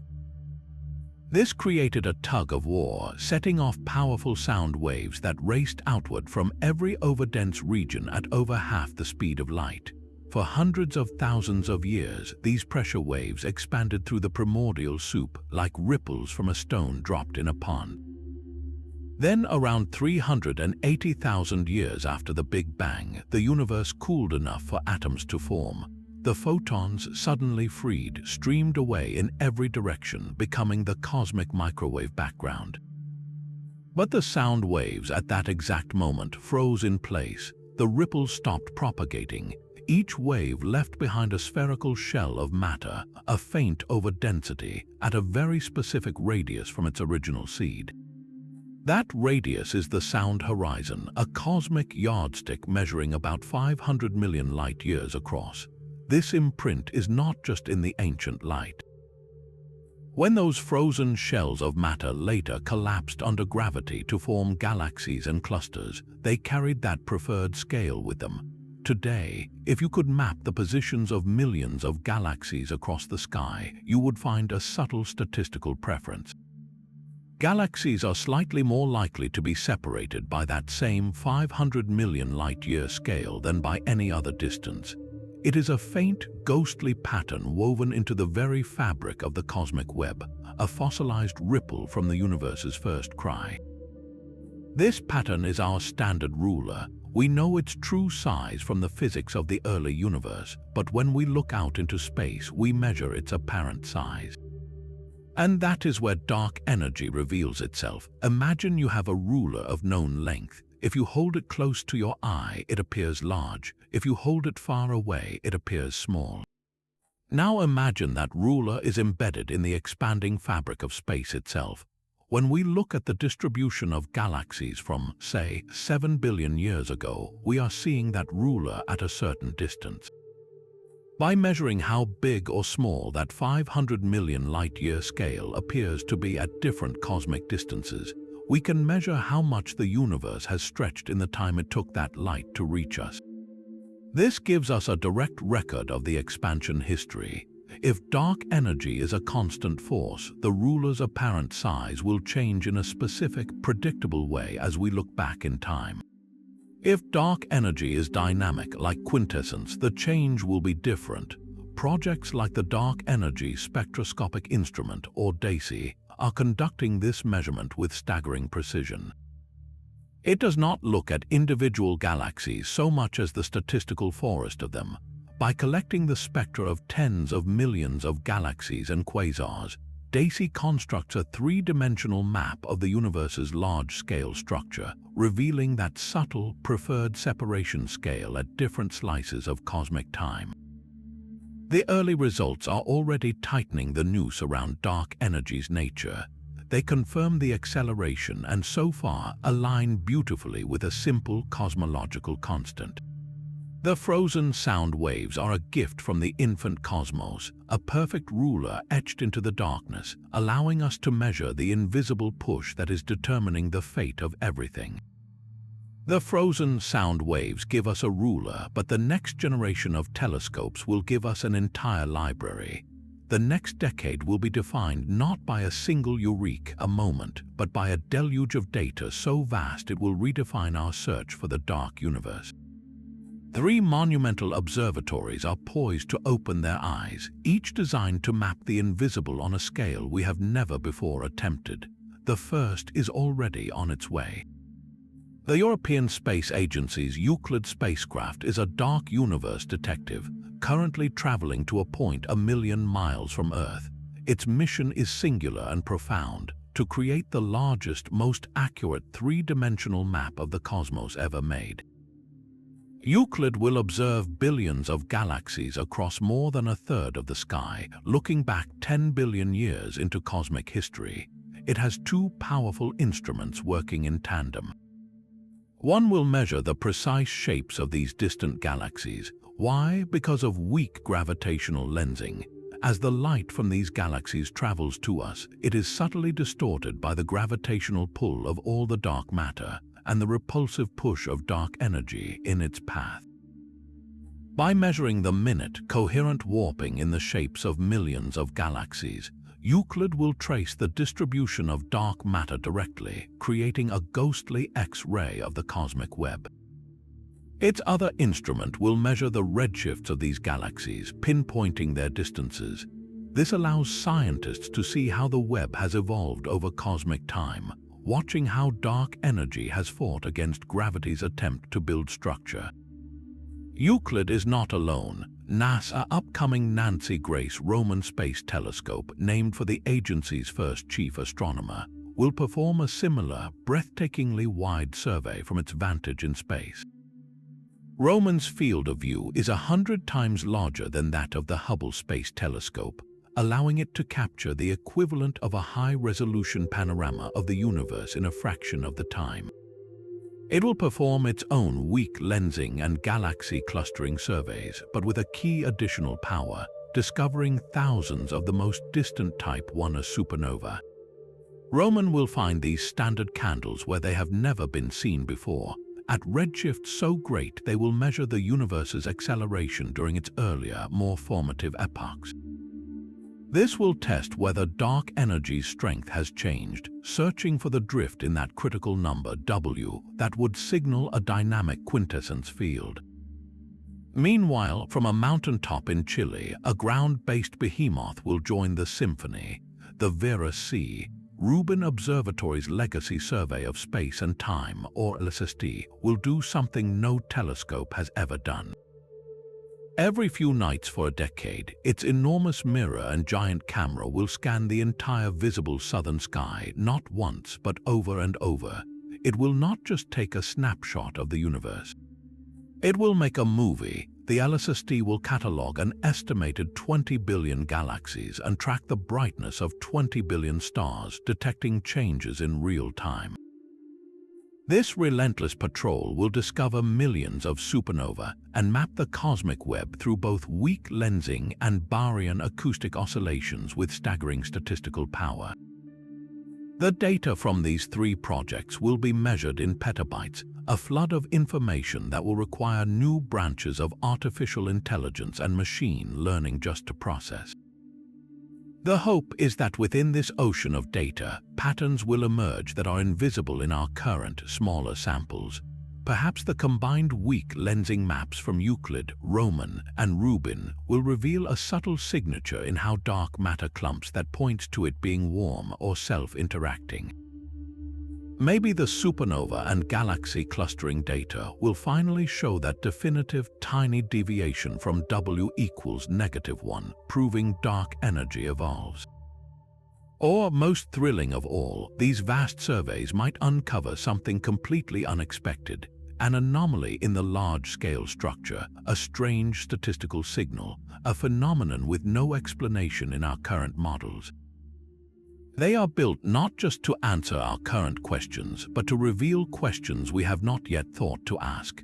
We are on the verge of moving from an era of mystery into an era of measurement, where the shadows of the cosmos will be illuminated not by a single flash of insight, but by the patient collective light of billions of distant suns.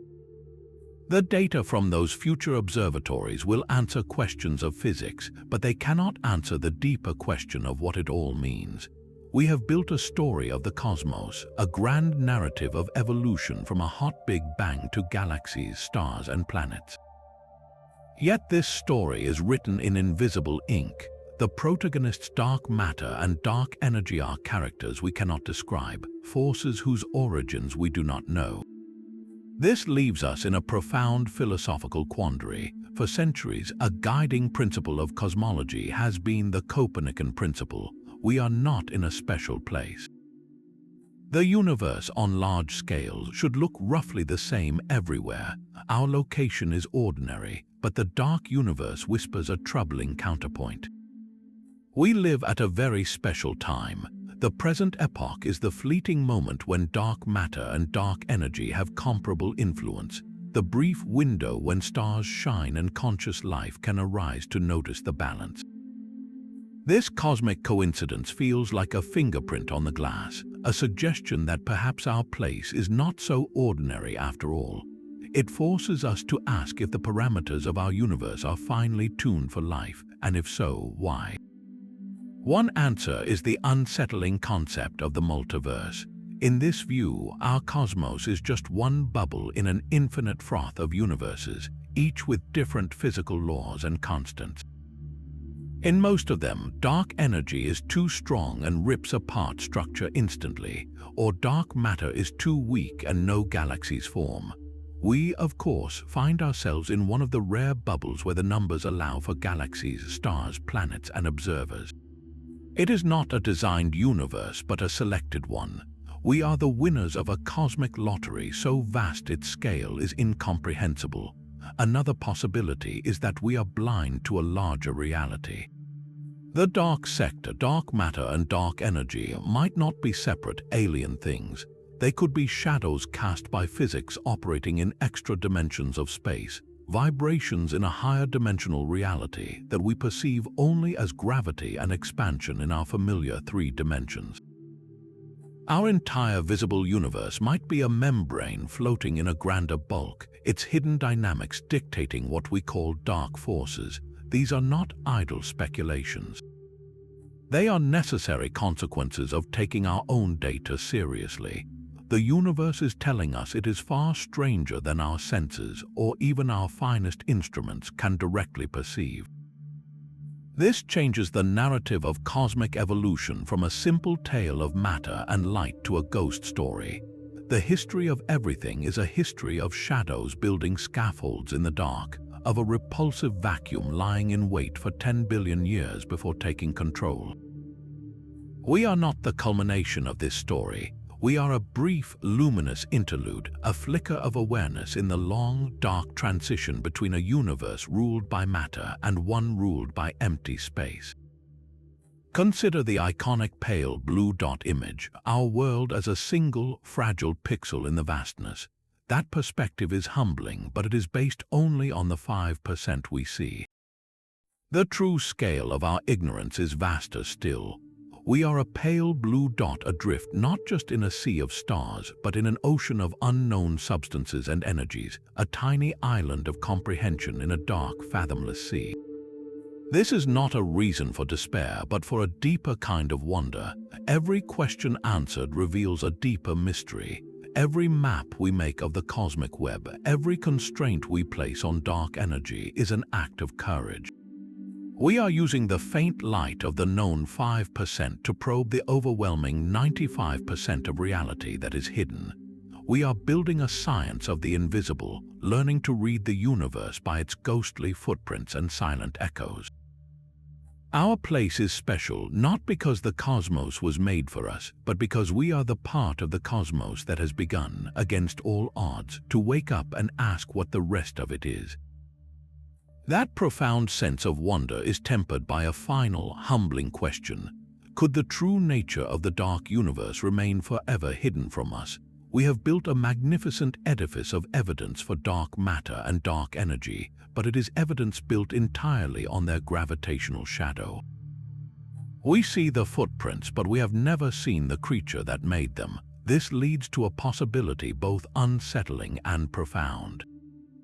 What if these dark components are not physical substances waiting to be discovered, but permanent mysteries, fundamental truths about reality that our human senses and our current physics are simply not equipped to perceive directly?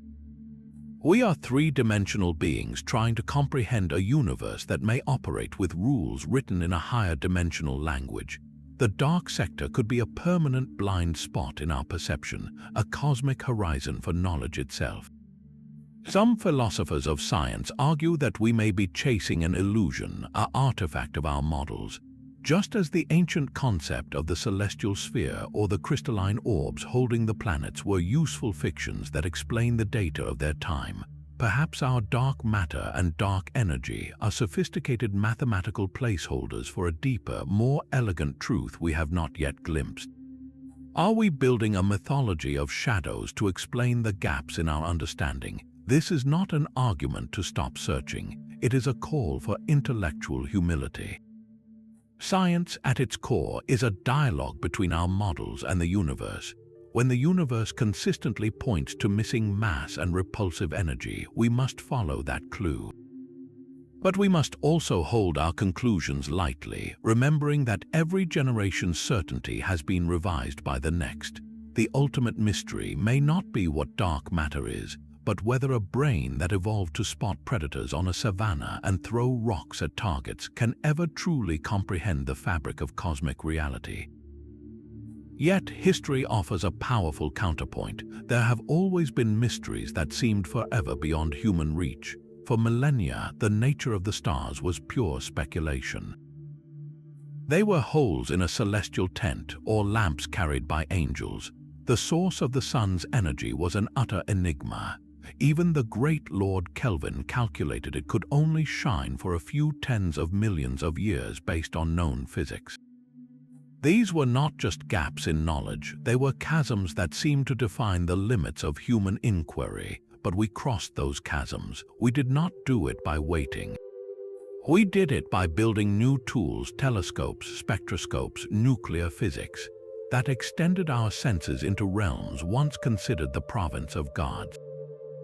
The mystery of the sun was solved not by giving up, but by discovering an entirely new branch of physics, nuclear fusion. The lesson is clear. The limits of today are not the limits of tomorrow. Our current inability to directly detect a dark matter particle or to explain the vacuum energy may not be a wall but a doorway. It is a signpost pointing to where our physics is incomplete. The pursuit of the dark universe, therefore, is not a futile chase after ghosts. It is the very engine of discovery. Every null result from a deep underground detector, every precise map of the cosmic web, every tiny constraint on dark energy's equation of state is carving away at the unknown. Even if the final, perfect answer eludes us for centuries, the pursuit itself forces us to invent new technologies, to conceive of new mathematics, to stretch the human imagination to its breaking point.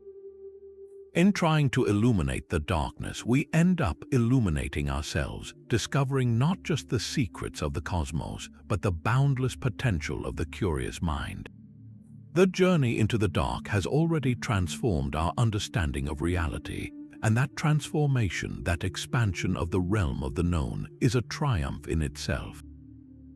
The journey through these 30 mysteries has taken us from the spinning edge of a single galaxy to the accelerating horizon of the entire cosmos.